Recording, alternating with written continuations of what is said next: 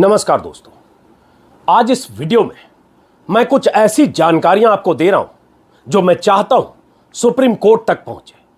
Supreme court तक इसलिए पहुंचे क्योंकि सुप्रीम कोर्ट में लखीमपुर खीरी कांड की सुनवाई चल रही है। सुप्रीम कोर्ट तक इसलिए पहुंचे क्योंकि सुप्रीम कोर्ट लगातार यूपी सरकार को फटकार लगा रहा है कि लखीमपुर हिंसा के गवाहों के बयान अब तक दर्ज क्यों नहीं हुए। सुप्रीम कोर्ट तक मेरी बात पहुंचे क्योंकि आज मैंने लखीमपुर हिंसा के एक ऐसे चश्मदीद से बात की है जो उस हिंसा के शिकार हुए, कई दिनों तक अस्पताल में रहे, मरते मरते बचे, लेकिन जब बचे तो आज उन्होंने मुझसे बताया कि उन्होंने पुलिस को अपने बयान में क्या कहा है। लेकिन साथ में यह भी जानकारी दी कि उनके साथ उस वीडियो में जो आसपास कुछ लोग दिख रहे हैं जो मरते मरते बचे, बाल बाल बचे, उन गाड़ियों की चपेट में आकर किसी का पैर फ्रैक्चर हुआ, किसी का हाथ फ्रैक्चर हुआ, कोई अस्पताल में 2 सप्ताह तक रहा, लेकिन पुलिस गवाह के तौर पर उनका बयान दर्ज करने आज तक नहीं पहुंची।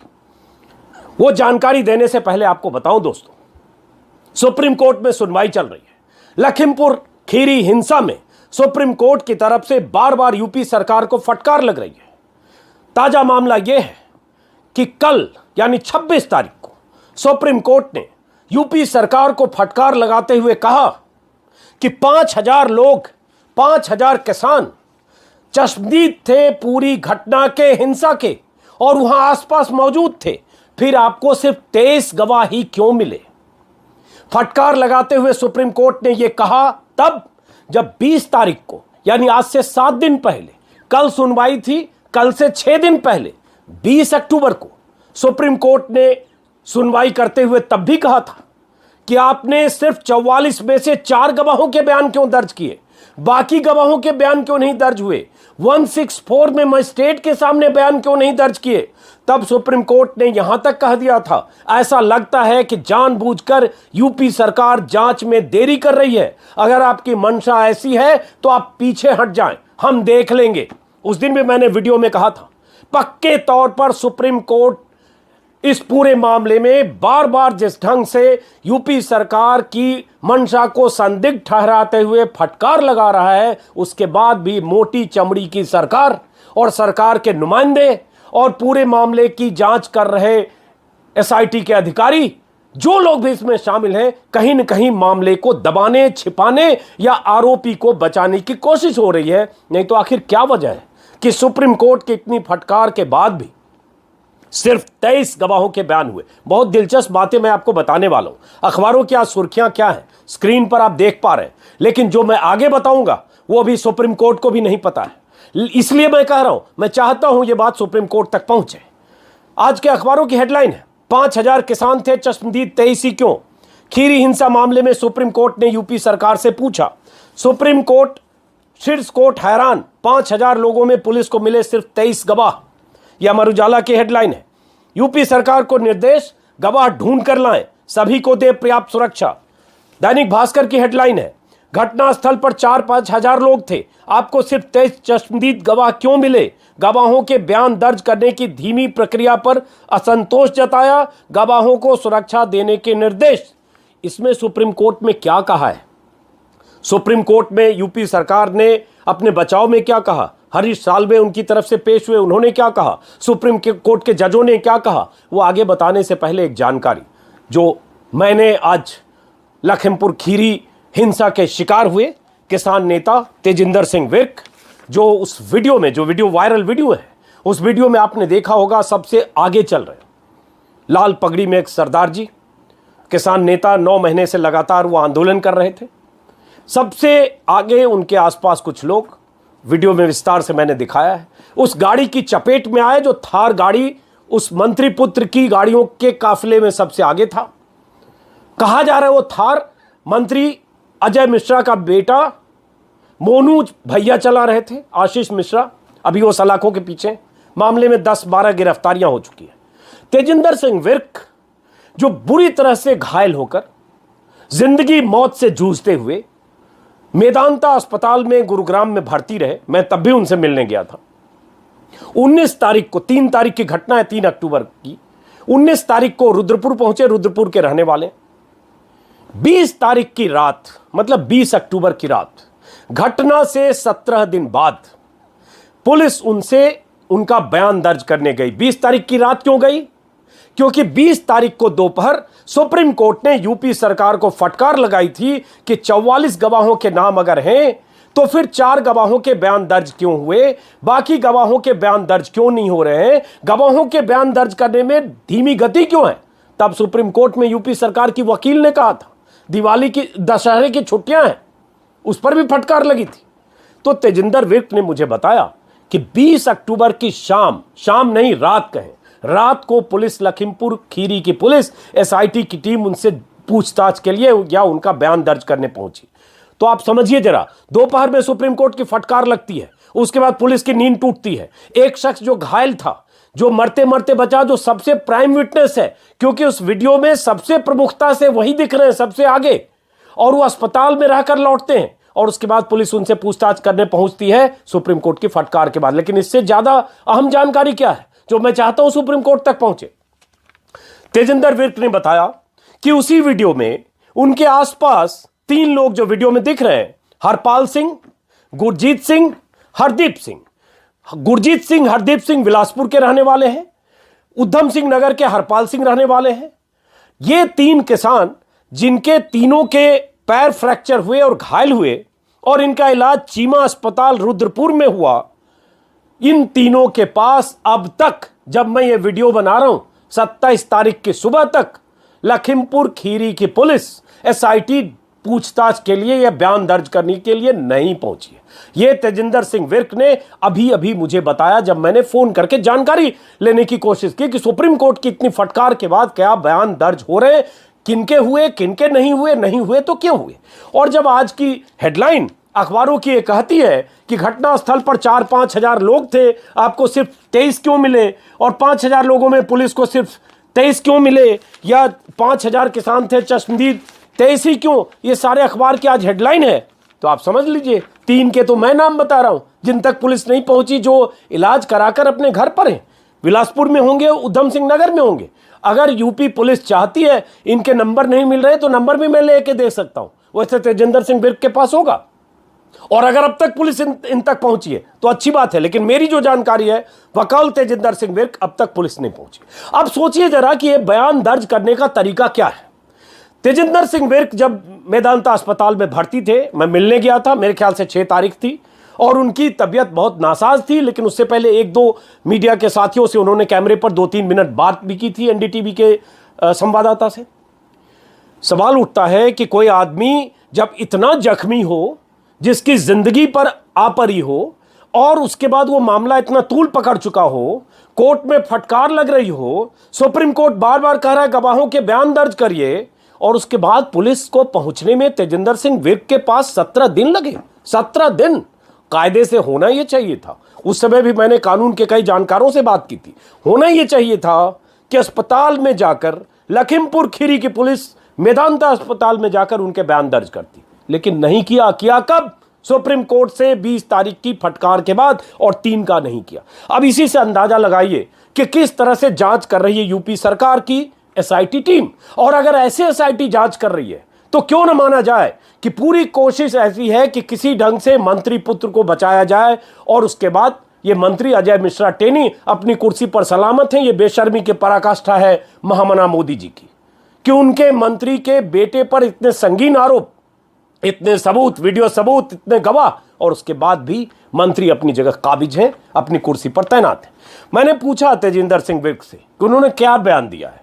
उन्होंने कहा कि जख्मी हालत में जब मैं चपेट में आया, गाड़ियों का काफिला आगे आ रहा था, थार से पहली टक्कर एक बुजुर्ग को लगी थी, जो नक्षत्र सिंह, अगर मुझे नाम याद है, 62 साल के, जो इस दुनिया में नहीं रहे। उसके बाद तुरंत धड़ाम से तेजिंदर विर्क और उनके साथ जो 5-6 साथी, उनके 8-10 साथी थे, वो चपेट में आए थे, जो वीडियो आप देख चुके होंगे, मेरे यूट्यूब प्लेटफॉर्म पर भी है वो वीडियो, मैं इसमें नहीं लगा रहा हूं। उन्होंने कहा कि जब मैं चपेट में आकर गिर गया, गाड़ी आगे बढ़ी, तो मैंने शोर सुना, जिस शोर में लोग कह रहे थे मोनू मार गया, मोनू ने टक्कर मारा, मोनू ने गाड़ी चढ़ा दी, मोनू को पकड़ो। मोनू मतलब मोनू भैया, मतलब मोनू मिश्रा, मतलब आशीष मिश्रा, मतलब अजय मिश्रा का बेटा। यह तेजिंदर सिंह विर्क ने अपने बयान में पुलिस को, जो 20 तारीख की शाम बयान दर्ज हुआ उसमें कहा है। उसके बाद पुलिस की जांच, एसआईटी की जांच का तरीका, जांच पर सुप्रीम कोर्ट के सवाल और बेशर्म सत्ता, जिसे कोई फर्क नहीं पड़ता कि इस तरह से सुप्रीम कोर्ट बार बार फटकार लगाए। अखबारों की तो फिर भी मैं तारीफ करूंगा कि कम से कम आज के 4-5 अखबारों में, हिंदुस्तान टाइम्स में भी है और भी अखबारों में कम से कम सुर्खियां तो है।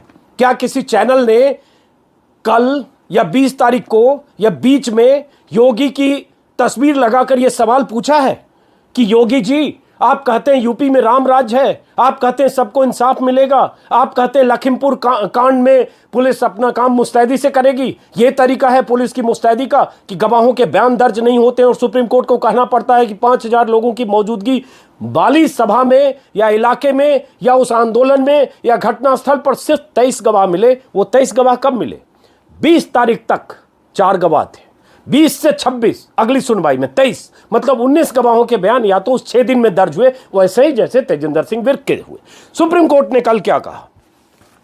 बहुत आक्रोश में मैं ये वीडियो बना रहा हूं। मुझे हैरत होती है, इतनी मोटी चमड़ी जिस सिस्टम की हो, जिस सरकार की हो, जिस सरकार के पुलिस वालों की हो, वो सिस्टम, वो सरकार और उस सरकार के मुख्यमंत्री बड़ी बड़ी बातें जितनी करते हो, लेकिन सुप्रीम कोर्ट के हंटर का भी उन पर कोई फर्क नहीं पड़ता। इतना ही फर्क पड़ता है कुछ गवाहों के बयान दर्ज होते हैं।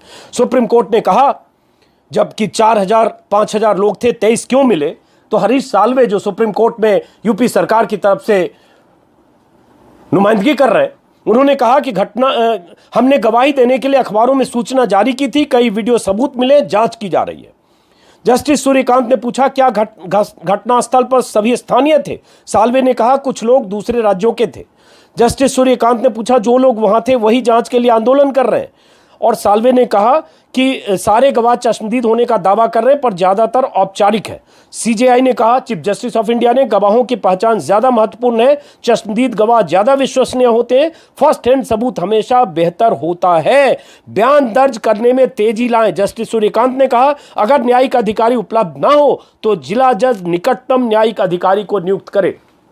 अब सवाल यह उठता है, मैं तो तेजिंदर सिंह विर्क और उनके उन 3 साथियों का जिक्र करूंगा जिनका नाम मैंने लिया, उधम सिंह नगर के हरपाल सिंह, बिलासपुर के गुरजीत सिंह, हरदीप सिंह, इनके बयान क्यों नहीं दर्ज हुए? और तेजिंदर सिंह विर्क का वीडियो वायरल हुआ था, उस वीडियो में आगे वो थे जिसको पूरी दुनिया जानता है कि यह शख्स घायल हुआ। एक फोन कॉल पर उनके परिजन उपलब्ध थे, जिनसे मैं जाकर मिला है मैदानता में, जिनसे कुछ रिपोर्टर जाकर बात कराए, जिनसे किसी चैनल के सहयोगी ने उनकी छोटी सी 2 मिनट का उनसे बयान भी ले लिया। उन तक भी पुलिस नहीं पहुंची। उन तक पुलिस को पहुंचने में लगे 20 दिन नहीं 17 दिन, और वो भी सुप्रीम कोर्ट की फटकार के बाद। जरा सोचिए कैसे यूपी पुलिस जांच कर रही है। और अगर ऐसे यूपी पुलिस जांच कर रही है तो क्यों न माना जाए कि यूपी पुलिस शुरू से कोशिश ये कर रही है कि किसी ढंग से इसमें ऐसे सबूत न मिले जिससे मंत्री पुत्र फंसे या शिकंजा कसे। सुप्रीम कोर्ट ने कल जो फटकार लगाई उसमें यह भी हुआ कि जो कुछ परिजन हैं उन्होंने भी शिकायत की सुप्रीम कोर्ट में जो रवैया है पुलिस का उसके खिलाफ। इसमें सुप्रीम कोर्ट में चिट्ठी लिखकर भी कहा है किसी ने, शुरुआत तब हुई थी जब 2 वकीलों ने चिट्ठी लिखी थी सीजेआई को, जिसके बाद ये स्वतः संज्ञान लेते हुए सीजेआई ने पूरे मामले की सुनवाई शुरू की।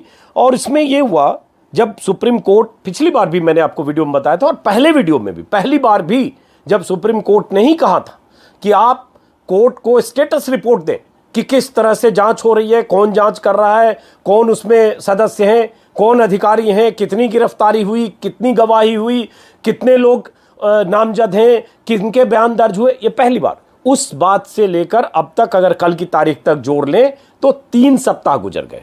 सुप्रीम कोर्ट में कल रमन कश्यप का भी मामला उठा, जब रमन कश्यप जो पत्रकार थे जिनकी मौत उस घटना में हुई, लेकिन उसके बाद रमन कश्यप के मामले में बीजेपी और बीजेपी की ट्रोल सेना ने साबित करने की कोशिश की कि किसानों ने मार दिया। यह अलग बात है कि रमन कश्यप के परिजनों ने कहा कि उनकी मौत थार से टकराने से, थार की चपेट में आने से हुआ। रमन कश्यप और एक अन्य मृतक की ओर से कहा गया कि उनके मामले में छानबीन ठीक नहीं हो रही है, कोर्ट ने दोनों मामलों में यूपी सरकार से अलग से रिपोर्ट देने को कहा है और आगे की सुनवाई के लिए 8 नवंबर की तारीख मुकर्रर हुई है। कोर्ट ने कहा, हम जिला जज को ऐसी व्यवस्था करने का निर्देश देते हैं नज़दीकी मजिस्ट्रेट के सामने गवाहों के बयान दर्ज किए जा सकें और बार बार ये कहना कि मजिस्ट्रेट के सामने के बयान की ज़्यादा अहमियत होती है। अभी तक जो मेरी जानकारी है, तेजिंदर सिंह विर्क के पास भी उनका भी बयान मजिस्ट्रेट के सामने नहीं हुआ है। 164 में जो बयान होना चाहिए वो नहीं हुआ है। लखीमपुर खीरी की पुलिस SIT ने जाकर उनसे बयान लिया है। तो अब इसी से आप अंदाज़ा लगाइए पुलिस का रवैया। इसमें यह भी है कि पीठ ने कहा कि जब पीठ ने कहा कि हमारी आशंकाएं हैं, आप जानते हैं क्या है कि आपके पास सिर्फ 23 चश्मदीद क्यों हैं, तो हरीश साल्वे ने सफाई दी। उसमें उन्होंने कहा है कि पुलिस के पास 68 गवाह हैं, इनमें से 23 चश्मदीद समेत 30 के बयान मजिस्ट्रेट के सामने हो चुके हैं। मैं चलिए मान लेते हैं 30 के बयान हो चुके हैं, जो 20 तारीख तक सिर्फ 4 के बयान थे। उसके बाद मान लीजिए 25-26 और हो गए, तो सवाल उठते अब तक बाकियों के क्यों नहीं हुए। आरोपियों की पहचान में प्रत्यक्षदर्शी अधिक विश्वसनीय होते हैं, वही जो कोर्ट ने कहा। और साल्वे ने कहा कि सीलबंद लिफाफे में धारा 164 के तहत दर्ज कुछ बयान कोर्ट में पेश कर सकते हैं। हालांकि सभी 16 आरोपियों की पहचान हो चुकी है। ओवरलैपिंग वीडियो भी है। हम वीडियो के सटीक फ्रेम प्राप्त करेंगे जिन्हें प्रमाणित किया जाएगा। कई गवाह औपचारिक हैं, लिहाजा उनके 164 के बयान लेने की जरूरत नहीं है, शायद हरीश साल्वे ने कहा है। खैर, जिस घटना के, जिस हिंसा के इतने गवाह, इतने सबूत, इतने लोगों की मौजूदगी, कोर्ट की बार बार फटकार, साफ साफ कहना कि अगर आप जांच में धीमी गति से जांच कर रहे हैं, आपका रवैया संदिग्ध है, तो आप पीछे हट जाएं। कोर्ट का ये कहना और उसके बाद भी तारीख दर तारीख मिलना और उन तारीखों पर यूपी सरकार का ये रवैया, इससे अंदाजा लगाइए कि यूपी सरकार पूरे मामले में किस तरह से काम कर रही है। और अगर सरकार की तरफ से ये इस केस में धीरे चलो, धीमी रफ्तार से चलो, ऐसा निर्देश नहीं है, तो क्या वजह है कि जो प्राइम विटनेस हो सकता है, जो पीड़ित भी हैं, प्रत्यक्षदर्शी भी हैं और जिनकी जान जाते जाते बची, उनमें से 3 के पास, जिनका नाम मैंने बताया, जो शायद किसी अखबार में आपको नहीं दिखेगा, उन तक पुलिस क्यों नहीं पहुंची। और क्या वजह है तेजिंदर सिंह विर्क के पास पुलिस 17 दिन बाद पहुंची। ऐसे बहुत सारे सवाल हैं। इन सवालों का जवाब सिर्फ सुप्रीम कोर्ट के हंटर से हो सकता है, सुप्रीम कोर्ट की फटकार से हो सकता है। यूपी सरकार देने को मजबूर हो, लेकिन अब तक जो रवैया है और अब तक जो तरीका है, उससे पूरा मामला ऐसा लगता है कि किसी भी ढंग से कुछ ऐसे सबूत तलाशे जाएं जिससे उन किसानों को कातिल साबित किया जाए। कुछ ऐसी तस्वीरें जारी हुई जिससे ये पता चले कि किसानों ने हिंसा भड़काने में क्या भूमिका अदा की। कुछ ऐसी पैरेलल जांच हो, ये भी कोशिशें कहीं न कहीं हो रही है। जो पिछली बार भी सुप्रीम कोर्ट ने कहा था, हम बाकी FIR की बात नहीं कर रहे हैं, हम उस FIR की बात कर रहे हैं जो FIR कार से कुचलने से हुई है। तो दोस्तों, उम्मीद है कि सुप्रीम कोर्ट अगली सुनवाई, अब इसमें आज जो जानकारी है 8 नवंबर को है, उम्मीद है 8 नवंबर तक बाकी गवाहों के बयान होंगे। नहीं होंगे तो कम से कम सुप्रीम कोर्ट इतनी सख्ती और इतनी तल्खी दिखाएगा कि इस मामले में पीड़ितों को इंसाफ मिलेगा। हालांकि मैं अभी भी कहूं कि जो रफ्तार है और जो तरीका है, उससे नाउम्मीदी दिखती है, फिर भी अभी तो भरोसा करना होगा। इस वीडियो को खत्म करने से पहले दोस्तों, अगर आपने मेरे YouTube चैनल को सब्सक्राइब नहीं किया है तो सब्सक्राइब करें, ताकि मेरी बात ज़्यादा से ज़्यादा लोगों तक पहुंचे। अगर आप फेसबुक पर मेरा वीडियो देखते हैं, मेरे फेसबुक पेज को फॉलो करें ताकि ज़्यादा से ज़्यादा लोगों तक पहुंचे। इस बीच में यूपी चुनाव में थोड़ी यात्रा मेरी बाधित हुई है व्यक्तिगत कारणों से, लेकिन दिवाली के बाद से लगातार 4 महीने तक यूपी के गाँव-गाँव, शहर जाने का जो सिलसिला मैंने शुरू किया था करीब 2 महीने पहले, उस सिलसिले को रफ्तार दूंगा और लगातार मुलाकात आपकी होती रहेगी। फिलहाल नमस्कार।